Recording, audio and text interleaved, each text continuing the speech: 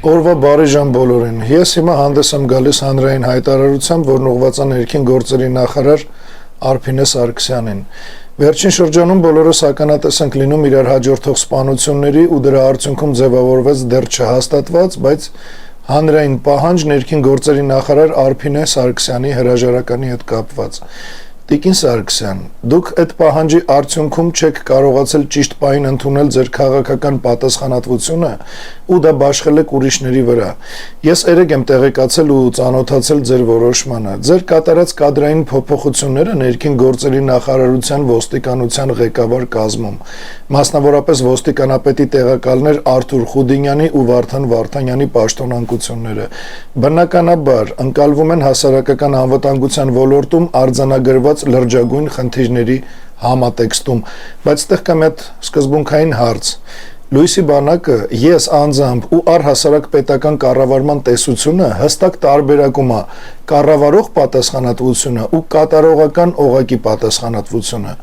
Երբ երկրում արձանագրվում է համակարգային ճգնաժամ, լինի դա հանցավորության աճ, հասարակական անվտանգության խաթարում կամ հանրային վստահության անկում, խնդիրը չի կարա սահմանափակվի ստորին կամ միջին օղակների փոխարինմամբ։ Դա կառավարման տրամաբանության խախտում է։ Եթե համակարգը չի վերահսկվում,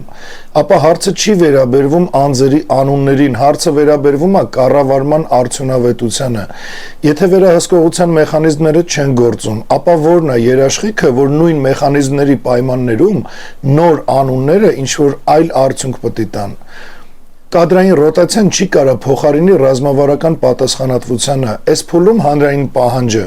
ինչքան էլ որ փորձ արվի այդ պահանջը վերաուղղել, իր էությամբ ուղղված է ոչ թե առանձին պաշտոնյաների, այլ քաղաքական պատասխանատվության կարողին, ու այդ պատասխանատվությունը չի կարա բաշխվի ձեր հրամանները կատարողների միջև այն դեպքում, երբ խնդիրը վերևում է, այսինքն տվյալ մարդիկ ինքնագլուխ գործունեություն չեն ծավալել, այլ իրականացրել են ձեր հրահանգներն ու հրամանները։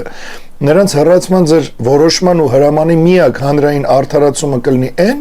որ ձեր որոշումը հիմնավորեք տվյալ մարդկանց թերի ծառայությամբ կամ հրամանները չկատարելով, հակառակ դեպքում հանրության կողմից հրաժարականի պահանջը շարունակելու է մնալ ուղղված հենց ձեզ։ Ասեմ ավելին, որ պետական ծառայության մեջ կան մարդիկ, ովքեր նույնիսկ ամենաբարդ պայմաններում միշտ կարողացել են պահպանել պրոֆեսիոնալ վերաբերմունք, իրավական սահմանների գիտակցում ու ինստիտուցիոնալ հավասարակշռություն։ Ու հա այդ մարդկանցից են Արթուր Խուդինյանն ու Վարդան Վարդանյանը։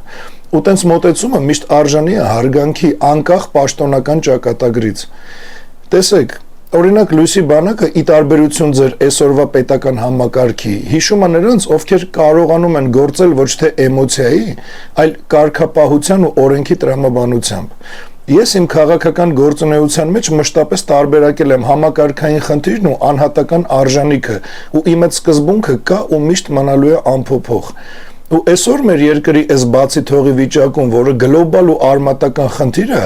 Հայաստանն ունի ոչ թե կադրային փոփոխությունների կարիք, այլ կառավարման փիլիսոփայության վերանայման անհրաժեշտություն։ Հասարակությունը չի պահանջում անունների փոփոխություն, հասարակությունը պահանջում է վերահսկելի պետություն, կանխատեսելի անվտանգություն ու պատասխանատու ղեկավարություն։ Ու այս պահանջը շփոթել ու պատասխանատվությունը ձեր վրայից գցել այլ մարդկանց վրա, դա առնվազն պահանջի բովանդակությունն ու դրդապատճառը չհասկանալը։ Դրա համար հիմա ավելի պարզ լեզվով փոխանցեմ հասարակության պահանջը։ Հասարակությունը պահանջում է ոչ թե Խուդինյանի կամ Վարդանյանի հեռացումը, այլ հենց ձեր։ Էդ էլ բացատրեմ ինչի։ Եթե Խուդինյանին ու Վարդանյանին հեռացնում եք վատ ծառայության համար, չնայած դրա փաստարկները դեռ հանրային չեք ներկայացրել ու չեմ էլ կարծում, որ կկարողանաք ներկայացնել, բայց ենթադրենք, որ նրանց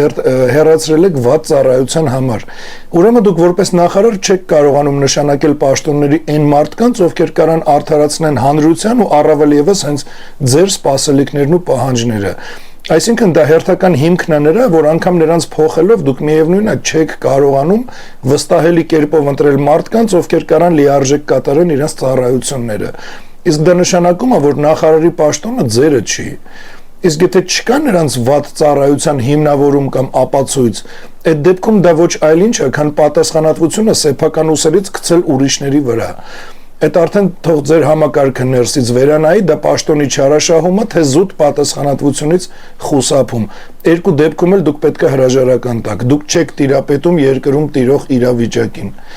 Պահանջին ավելացրեք նաև Խուդինյանի ու Վարդանյանի վերականգնումը իրենց պաշտոններում։ Այդ ձեր իրավական ու քաղաքական դրությունը ավելի կթեթևացնի։ Այդ ժամանակ արդեն դուք ցույց կտաք, որ համաձայն եք նրա հետ, որ պետական իշխանությունը չի կարող ամրապնդվի փոխարինումներով։